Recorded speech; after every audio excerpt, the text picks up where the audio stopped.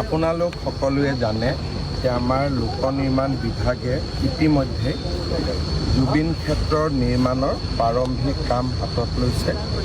প্ৰায় 3 কোটি টকা ব্যয়েৰে আমি ইয়াৰে বাউণ্ডৰী ৱাল নিৰ্মাণৰ কাম হাতত লৈছোঁ আৰু ওপৰৰ পৰা যাতে মাটি খহি আহিব নোৱাৰে তাৰ কাৰণেও কিছু আমি ব্যৱস্থা হাতত লৈছোঁ।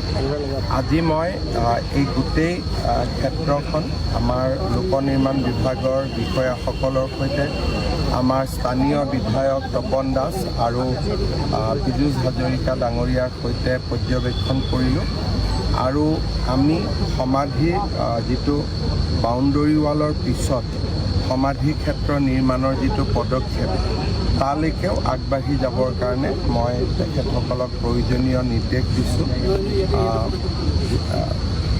যি ধৰণে আমি আমাৰ এটা ভাল পৰিকল্পনা কৰি ইয়াক যাতে এটা আমি সুন্দৰ সমাধি ক্ষেত্ৰলৈ জুবিন ক্ষেত্ৰলৈ ৰূপান্তৰ কৰিব পাৰোঁ আৰু তাৰো ইতিমধ্যে প্লেনিং আৰম্ভ হৈছে। মই ভাবোঁ যে বাউণ্ডৰী ৱালখন হোৱাৰ পিছতে আমি এই কাম হাতত ল'ব পাৰিম। মই পুনৰবাৰ জুবিন গাৰ্গৰ স্মৃতি বা তেখেতৰ প্ৰতি মই বিনম্ৰ শ্ৰদ্ধা জনাইছোঁ আৰু অসম চৰকাৰে এই সমাধি ক্ষেত্ৰখন নিৰ্মাণৰ বাবে আমাৰ যি সংকল্প সেই সংকল্প অব্যাহত থাকিব আৰু আমি ইয়াক সুন্দৰকৈ নিৰ্মাণ